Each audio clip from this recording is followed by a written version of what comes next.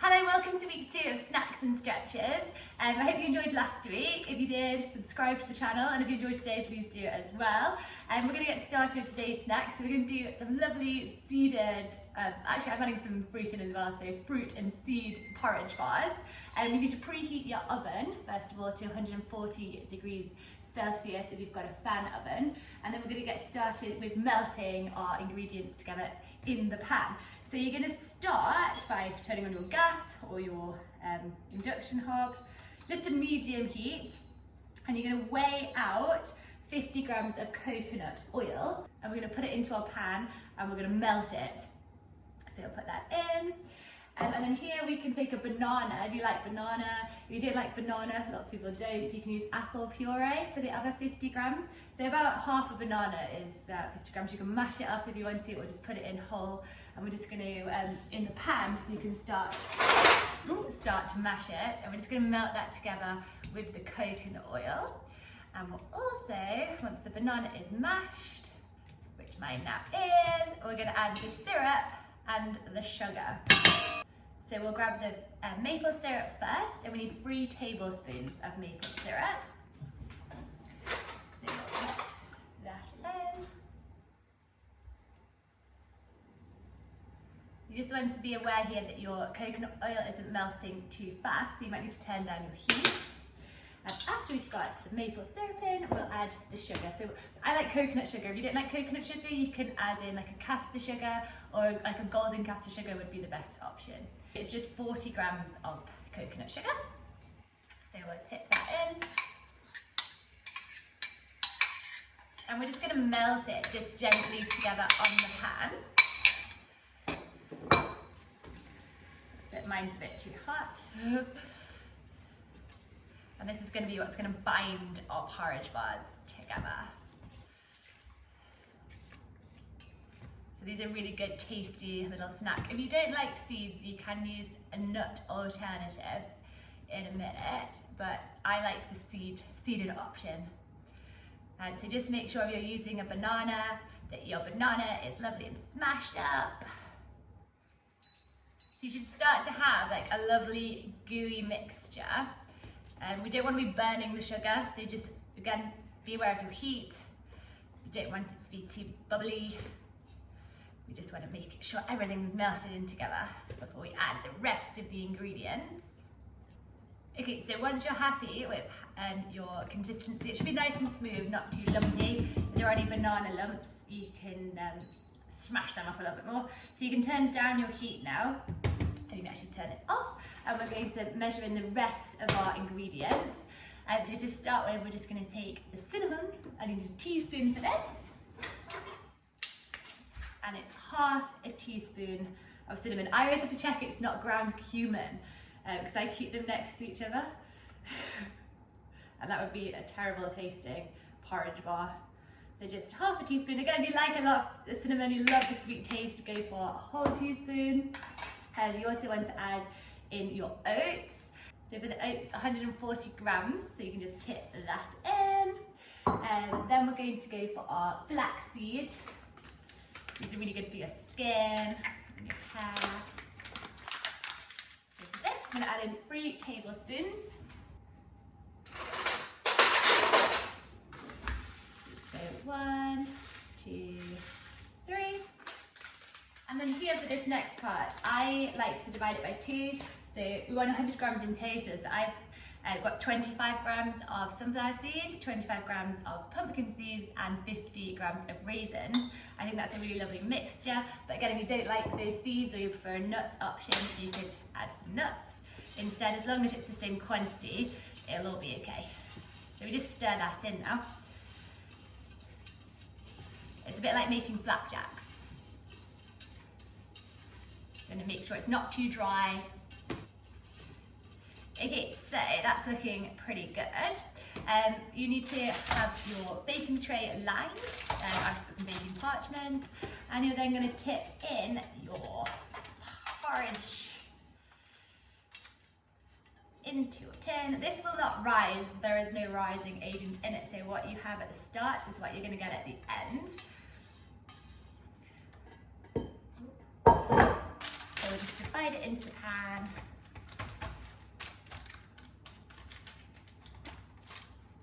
And squash it into the corners.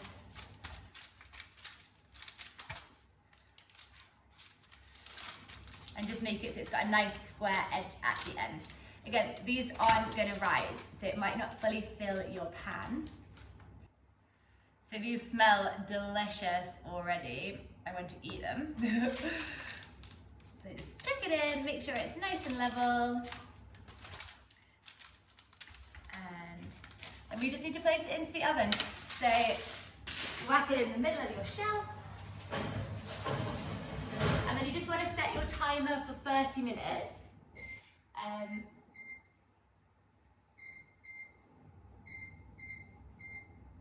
There you go, that's it. Okay, great. Right, the timer is on. So let's just grab all the materials that you've used, throw them in the sink, and then I'll meet you on the mat.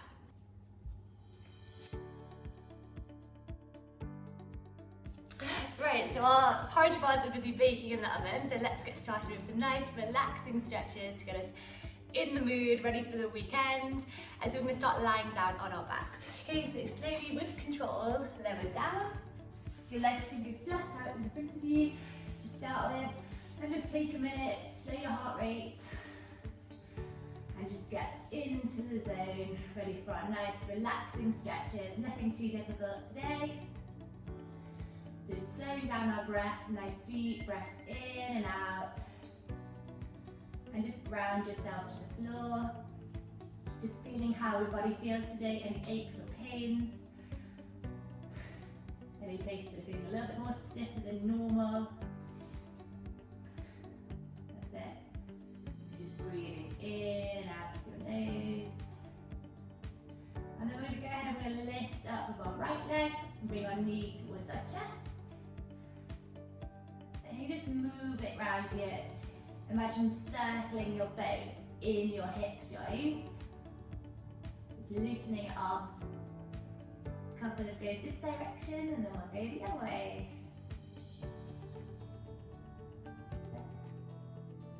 So this little exercise is really good. Just loosening up your hips. Ready for you to get into that saddle and be nice and free and with your horse, not blocking, allowing it to move it the way it wants to naturally go. So you can change direction with your circling. Keep breathing in and out through your nose.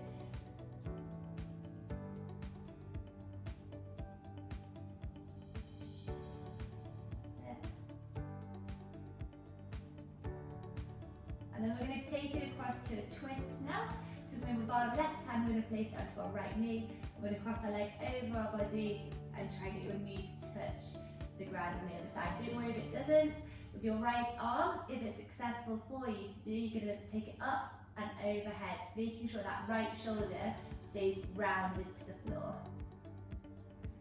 So twists are really good for the health of your lower back. So if you have any lower back pain, this is really good. Lots of us do, lots of us riders, from twisting, from mucking out, brushing the yard.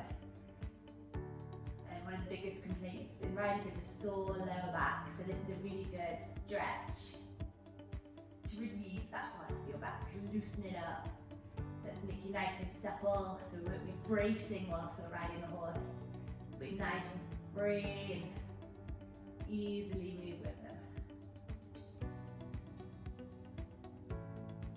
So don't try and push too much in this stretch, just allow your leg to flop to the side.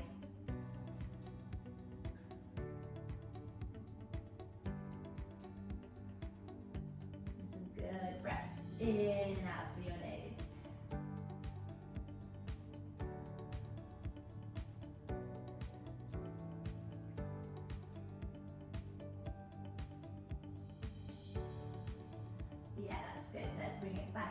Centre, and we can go ahead and lower that leg, and we're going to swap sides. So we're going to lift up with our left leg, your hands can wrap around the back of your left knee, and you're just going to do the same thing, just work that left leg in some circles to the left, and then we'll switch and we'll go to the right. So let's just use this time now on the mat to reflect on our training that we've done this week.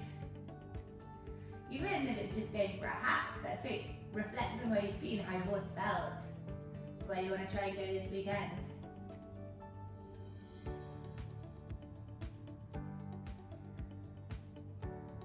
Think of any goals you want to set for the week ahead.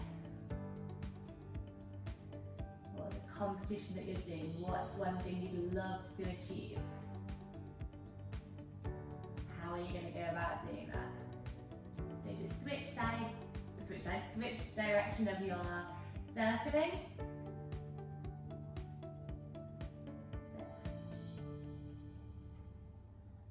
Good, and breathe in and out. As you inhale, try and breathe into any joints that feel a little bit stiff. Help your breath loosen you off.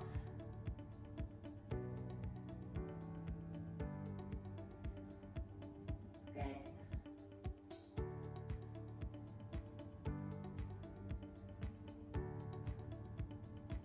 And then we're going to go ahead and take that into a twist. So your right hand can go into your left knee. You're going to cross it over your body. And I'm going to bring our left hand up and overhead, making sure our left shoulder stays grounded to the floor. That's good. Maintain your breath. Don't hold your breath in this twist.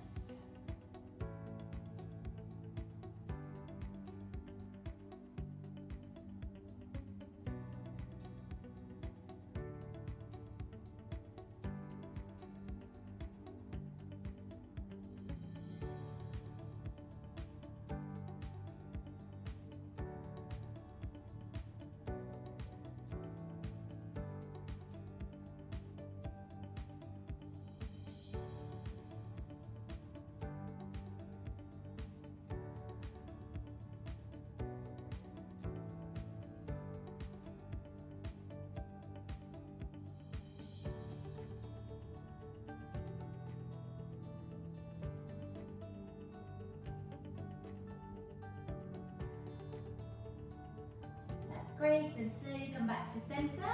You're just going to bring both your knees now in towards your chest. Just move around, feeling how they feel any looser.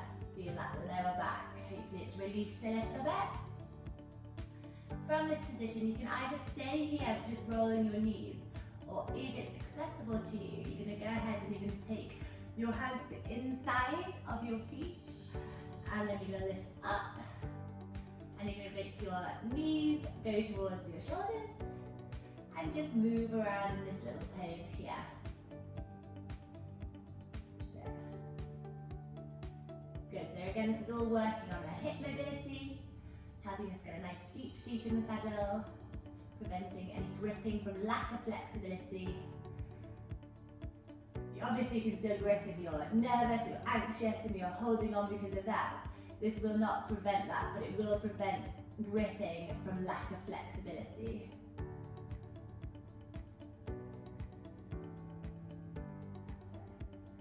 Good, just opening up those knees and those hips.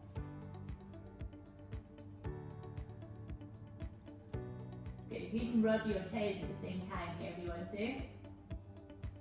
Your feet's probably had a hard day on the yard, they might be soaking wet if you've been bathing a horse. Just check in with those feet. You don't often give them enough attention.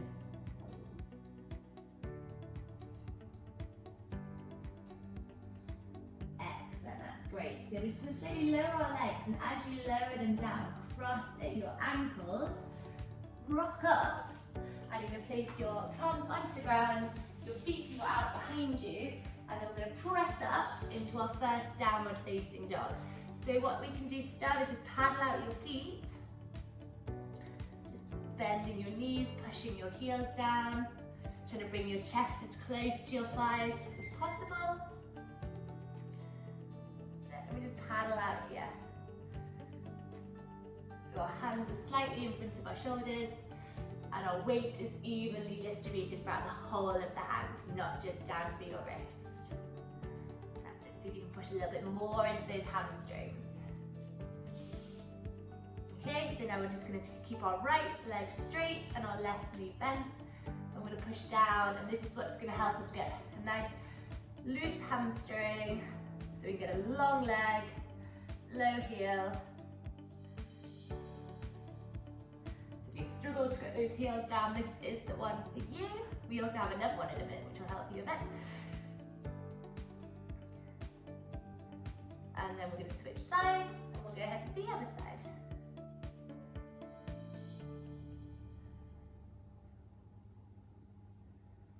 Good, notice the difference between your hamstrings. Are they equal, or is one of them slightly looser than the other? It could also be your ankle mobility.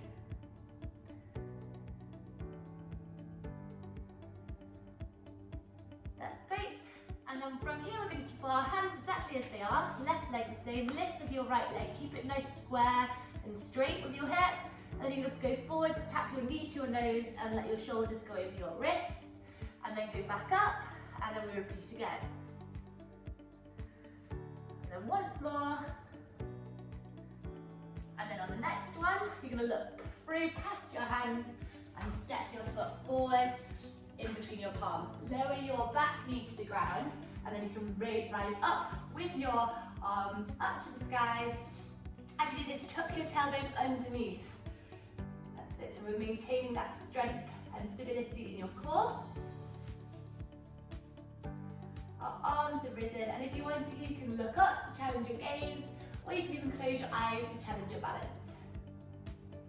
That's it, so just feel, tuck that tailbone underneath. Try to avoid any arching of the back. That's good, our knee is over our ankle at the moment.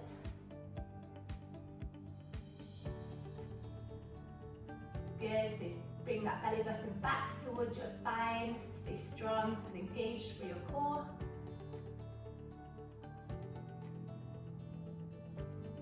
There.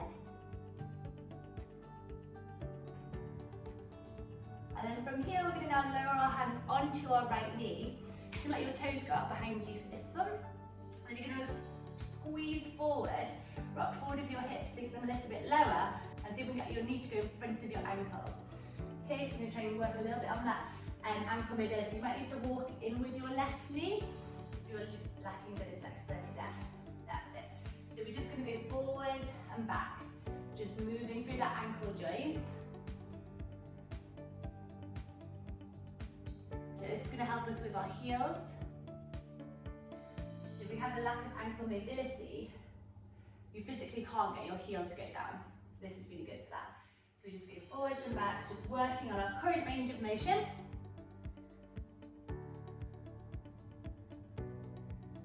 And then on the next time you go forwards, you're going to hold. And you're going to press down. Okay, so you're going to try and get a little bit more flexibility in that ankle joint.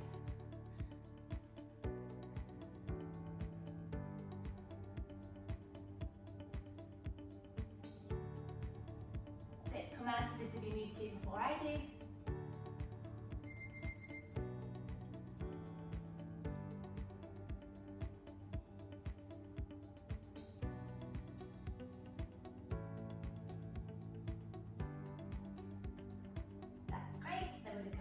Back, our hands will be back to the ground. We can step our right foot back, make sure our hands are in front of our shoulders. We're going to tuck our toes underneath and go back into our down dog.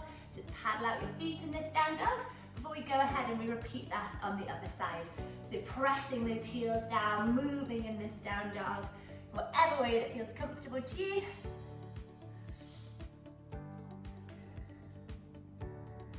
That's it.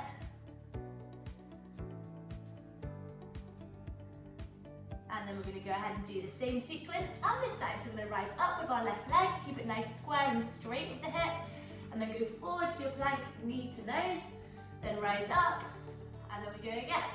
Knee to nose, and then rise up, shoulders go over the ankles, knee to nose, and on the next one we step through, so look past your hands, step your foot through, drop your back knee onto the ground, and then rise up with your arms. So your knee is over your ankle, your tailbone is tucked underneath. A good one to think about keeping your core engaged and making sure we don't arch that back is imagine you've got a zip, and the zip goes from the bottom of your tailbone all the way through your legs up to your belly button. And as you do this exercise, think about zipping shut the zip. So you're keeping your core engaged, all those muscles are working to protect your spine and your lower back.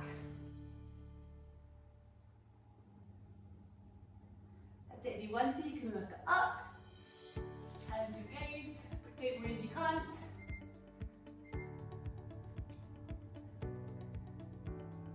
That's it, if you want to close your eyes, you can do.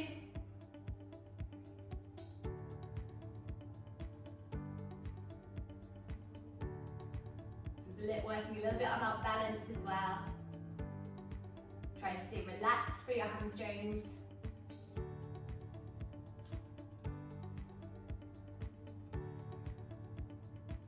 And then we're going to go ahead and place our hands onto our left knee this time, and then we're going to start rocking backwards and forwards. Again, if you need to work in that right knee a little bit further forward to help you, depending on your flexibility, it might be okay where you are. Backwards and forwards, just loosening up those ankles. So again, as you're doing this, think about your competition tomorrow or your plans for the weekend with your horse. What's your dressage test? What has your instructor told you to remember? What are your goals? Let's always take this practice back to our aims for the weekend.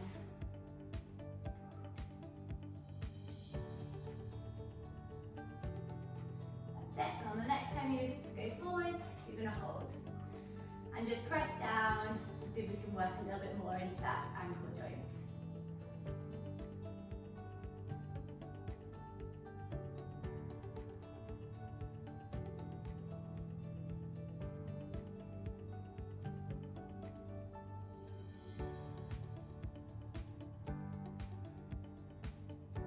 And then we come up. Okay, so from here we're going to go into our tabletop pose. So the same sort of feeling as you do your tabletop.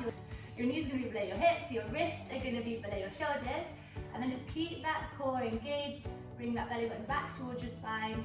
Imagine zipping shut the zip.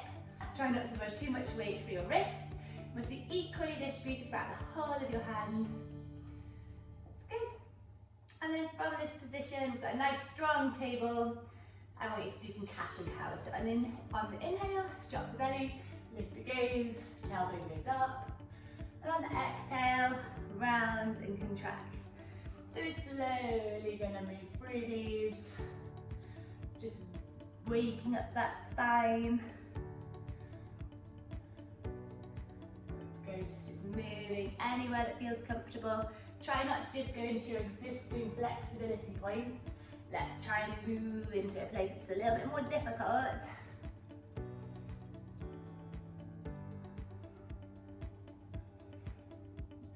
Keeping the breath. So on the inhale, you look up, and on the exhale, round and contract.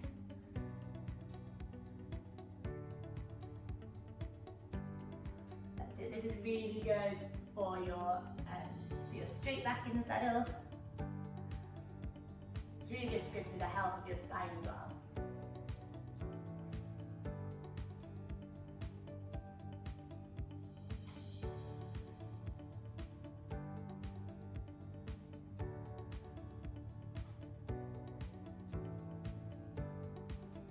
Nice and steady. Now for the next couple of cats and cows, you can kind of circle your body a bit. So there's no right or wrong way of doing this. It just moves your spine in a little bit of a different direction. Some people actually feel a little bit seasick as they do this one.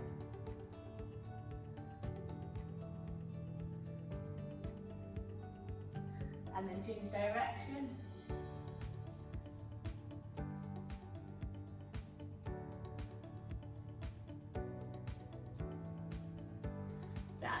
Right, back to your tabletop pose. So you're going to lift your right arm up to the sky, follow it with your gaze if you can, and then you're going to thread your right arm through and allow your ear and your cheek to just rest on the mat. And we're just going to hold this stretch here. If you want to with your left hand, you can place it on your back, or you can place it overhead, but I'm just going to keep mine where it is. It's totally up to you, wherever feels comfortable. This is a great one for your shoulders, shoulder mobility, independent of each other. I was thinking a bit if you're riding along the road on your horse and you want to indicate with your arm to the right, you want to be able to look behind you and then put your arm out. So it's a really good one for being able to encourage you to look behind without moving the whole of your body. And that way your horse will remain walking nice and straight down the road. And it won't end up in the middle of the road.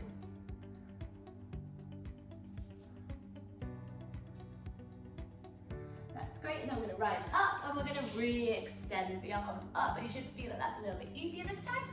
And we're going to go ahead and do it the other side. So rise up with the left arm, follow it with your gaze if you can, and spread your arm through.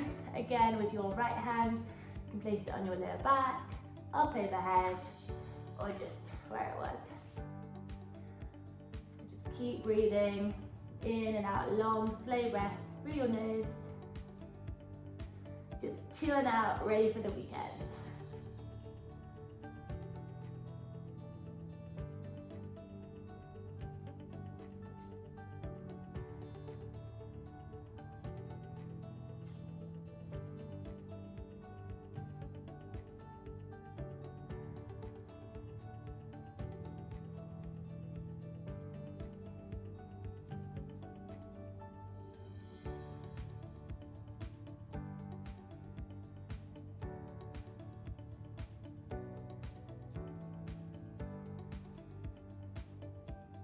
Great, and then we're just going to go ahead and re-extend the arm up to the sky and then place it back down. So here we're going to go onto our back, so you can cross the ankles and just roll down onto it. So slowly with control, we're going to lower onto the floor. We're just going to do a couple of exercises. These are really light exercises for your core, nothing that will hurt it too much if you are competing tomorrow. But it'll just engage your core already so you know how it feels, and you need to be doing that sitting chart. So again, think of your zip from your tailbone all the way through between your legs up to your belly button. Let's close the zip. We'll engage. And then tuck that belly button down towards your spine. Okay, you want a nice flat back if you can. And then we're going to extend the arms out to the side. And you're going to lift your one leg up and make your lower leg parallel to the ground if you can. And then you're going to follow up with your left leg. Your lower legs are parallel to the ground, your knees are directly above your hips. Now don't worry here if your legs are slightly higher. That will come with time, we'll get them nice and parallel to the ground. Okay, we've got your shoulder blades down and away from your ears. And just check that your core is still engaged. We don't want to have this hollowing in your belly, so make sure you still have that zipped up, belly button tucked in towards your spine, protect your spine. That's it. So we're just going to hold here. So this is a really good one for your core. That's it. Just keep breathing in and out through your nose. Try and maintain that position. Have a little check. Are your knees above your hips? That's it. Breathe in and out. Good. And then slowly lower one foot down at a time. Have a little break. And then we're going to go ahead and lift back up into it. So, core is engaged. And then we're going to rise our right leg up, make it parallel to the ground, and our left leg. That's great. So from here, we're just going to do a couple of toe taps. It's a little bit like piaf. We're going to be nice and soft with our feet as they tap the ground, keeping that core engaged. We're going to slowly lower our right foot to the ground, tap with the toe, and lift back up. And then go ahead and do the same with the left leg. Tap with the toe, and back up. So as you do this, really think nice and soft with the feet, nothing too heavy. If we've got our core engaged, our legs will be nice and light on the floor. If we don't, they'll be heavy and bashing and banging.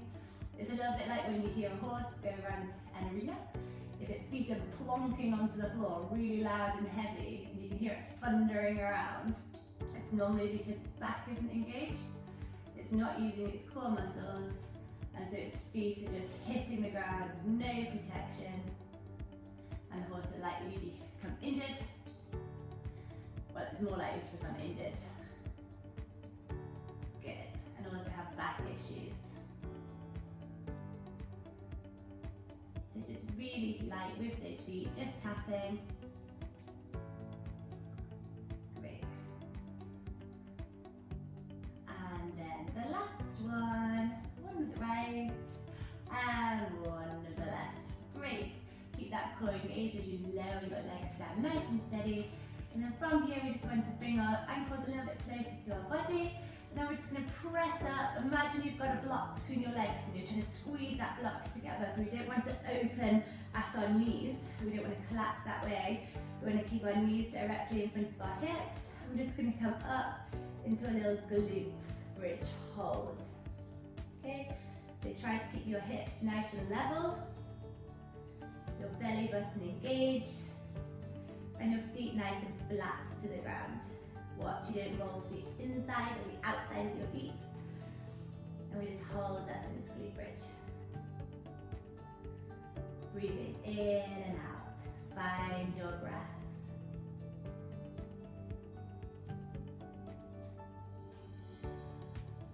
That's good. And then slowly, vertebrae by vertebrae, relax it back down. We're just going to do a couple more of those, a little bit quicker this time. So as we rise up with our hips, our arms are going to come up and they're going to go overhead. And then we're going to lower our hips back down to the ground. And we're going to bring our hands down with us. And we go up again. Peeling vertebrae by vertebrae off the ground as you go. And then relax it back down. Keep those big toes pressed into the ground. And we go again.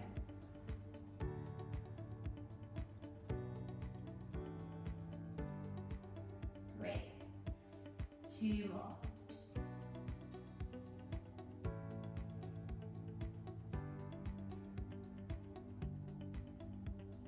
And the last one.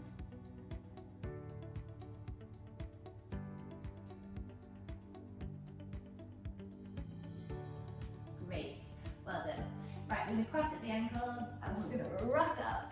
Great. Find a little bit more space on your mat, and then from here, you're going to keep your feet a little bit further away from you, so not fully straight, like halfway between. You're going to put the soles of your feet together, keep your seat bones grounded onto the mat, and then you're going to spread your arms through your legs, and you're going to fold forward. Okay. This is a great one for your feet, to help open up those knees and those hips. And this is a passive fold, okay? So you don't need to have a flat back.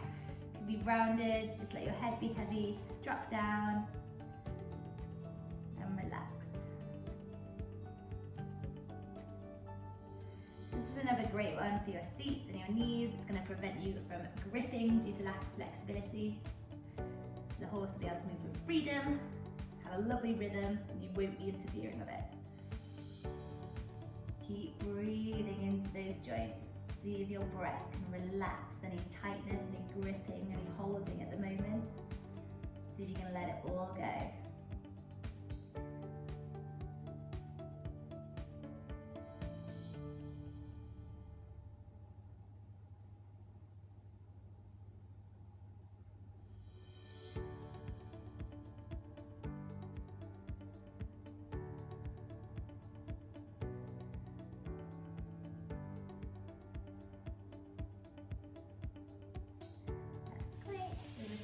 We're going to cross our ankles and we're going to go into our last downward facing dog after practice. So tuck your toes underneath, press your hips up and back. We're not staying in this down dog for too long.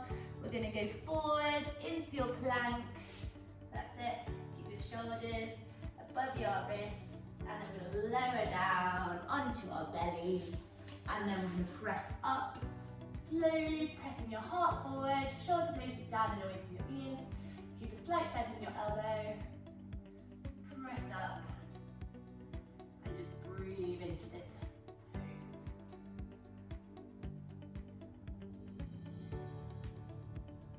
That's it. Don't try and push up too far. We just want to go as far as one is comfortable.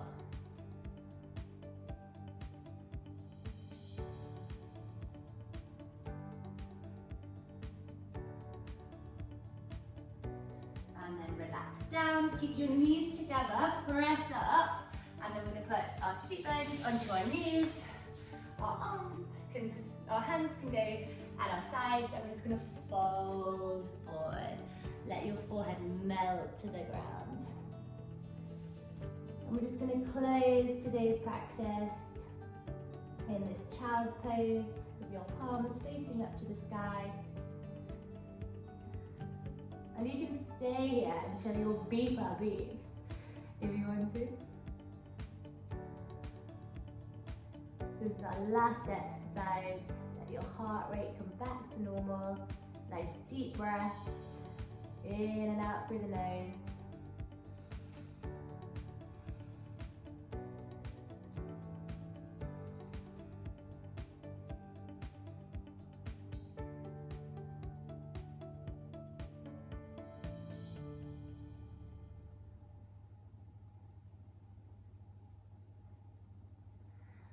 And that's my beeper, so that must mean it's the end of the practice.